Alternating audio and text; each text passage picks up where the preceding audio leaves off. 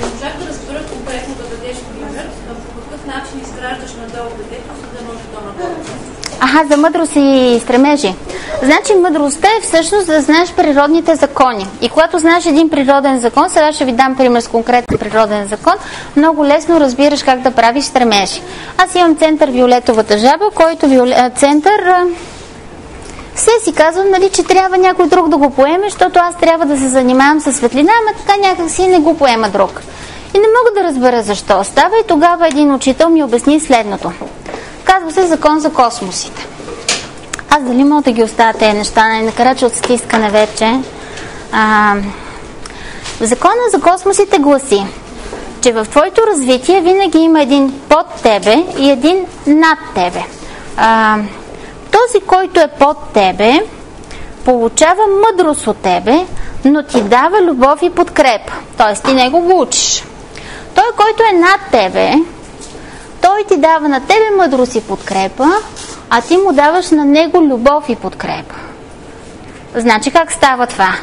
Аз давам на някои знания от мен. Обаче той, ако не ме подкрепя с любовта си, с вярата в това, което правя, да ми пляска, да казва браво, любов, продължавай, нали? И аз да продължавам да му давам, аз движение, нали, не мога да направя. В един момент просто ще се измора. В растенията има ли някой, дето да поеме повече светлина, ама да си стисне кислорода? Така няма го дам. Нали? Колко влиза, толкова излиза. Така. Обаче някой мен трябва да ме тегли нагоре, нали така? Има един над мене, който мен ме учи. Аз постоянно уча, между другото, непрекъснато нещо уча, някъде се получава, някъде не се получава, но аз имам учители. И като ги погледна нагоре, си казвам, тая колко е малка, нали? И незначителна. Обаче продължавам. И те, нали, ми дават мъдрост, дават ми знания, обаче аз изключително много ги обичам и ги подкрепям и ги стимулирам. И когато аз съм в този цикъл, тези отгоре мен ме дигат едно ниво нагоре, но аз дигам едни нагоре също. Кога не може да се движи, да кажем, в Виолетовата жаба да дойде някой друг. Но когато аз само взимам отгоре, а надолу нещо не подготвям хората, които да поемат това нещо. Опа! И всъщност тогава спира развитието. Ти нямаш право да продължиш нагоре, ако не си предал надолу. И когато разбереш такъв вселенски закон, става много лесно да не се чудиш защо нещо не се случва в живота ти. Защото ти не си подготвил за това място някой друг. Вселената няма вакуум и няма празни места. И това може да го използваш във всякакви форми и като растения, и като животни, и като микросвят. Значи, ние сме в постоянна зависимост на взимане и даване. И това е свързано с тези стремежи. И по принцип мъдрост аз лично си признавам, че уча обикновено от възрастни хора, които живеят по планините, в някакви пещери. Нали, те не ходят по улицата, в София няма ги срещнете и тук много често също. Странни. Някои са религиозни, някои не са религиозни, но те са достигнали до едни други нива на съществуване, които аз не знам дали ще стигна. Аз си правя моето, нали, училище да има, пък който докъдето стигна. Въпросът е през цялото време да имате яснота кой отгоре и кой отдолу. И да не се чуете, че не се движите, ако не сте осигурили отгоре или отдолу. Това дава ли отговор?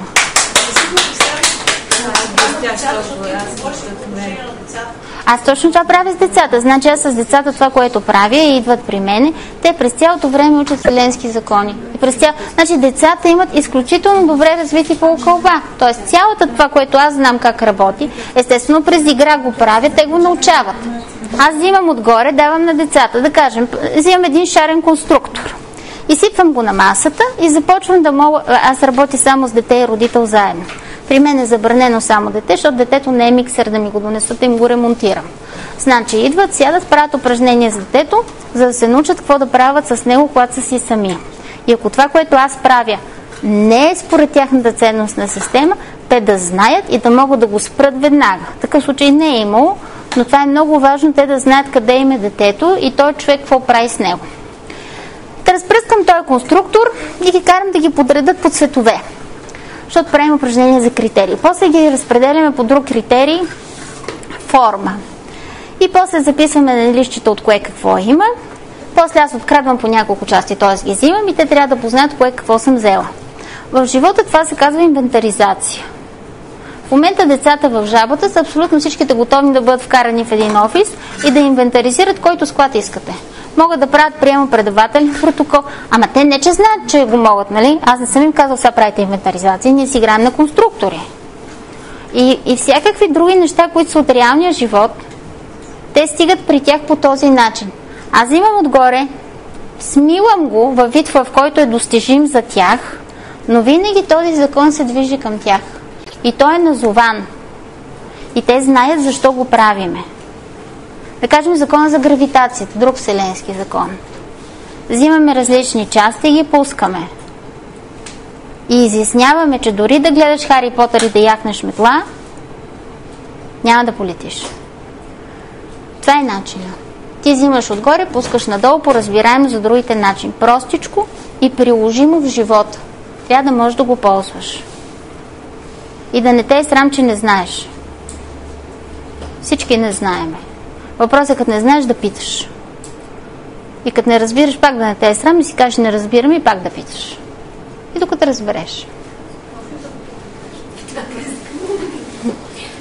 Много съм впечатлена от вашата теория за композитика.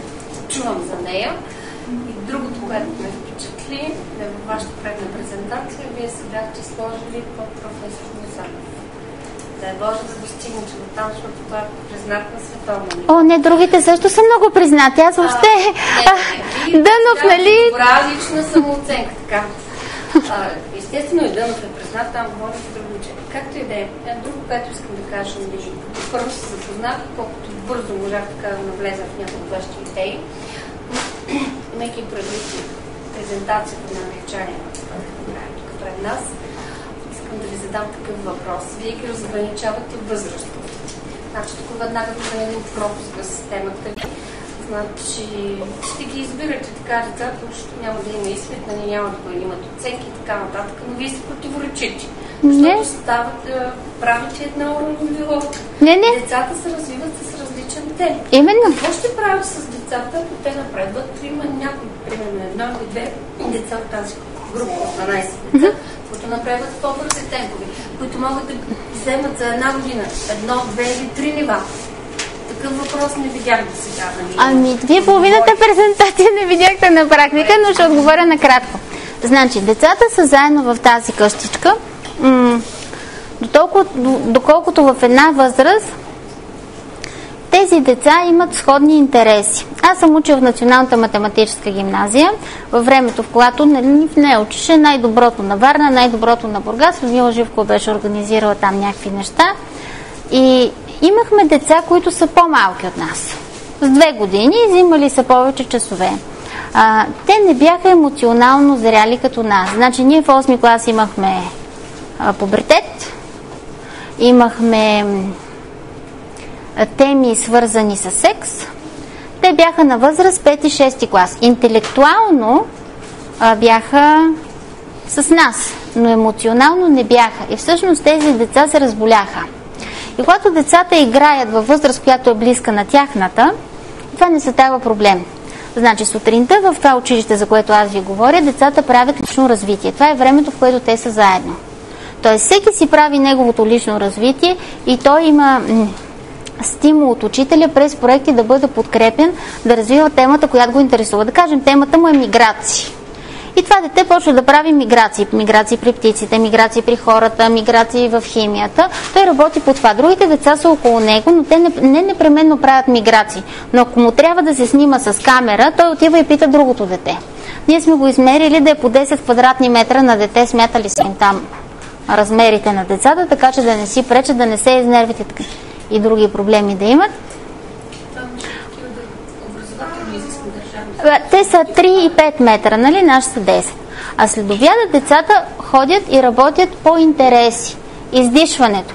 И тогава едно дете от 1 клас, едно от 12 седи и свири на пиано. Т.е. там вече те се умешват, когато те избират как да им тече деня. Заедно с за игра, за емоционален контакт, за да се избегне точно тези неща. Деца, които са различно съзряли, да им се налага да бъдат в свободното си време и в приятелството си, същевременно те имат пълна възможност другите деца да творят в басейна, в работилниците, нямат възрастово ограничение. Така че и това сме го помисли. Свършвам, колеги, защото има и други по-интересни лекции, сигурно. Образователната институция, в която аз работя, предигна един актуален въпрос, така от родител, продължение. За разделението на момичета и момчета в групите в час, в учебните те го подкрепят с данни за някакви изследвания, експерименти в Япония и Канада, като вложени, като държави, континенти и така. Да, и да искат да започнем такъв експеримент с групи от момичета и групи от момчета самостоятелно една от друга.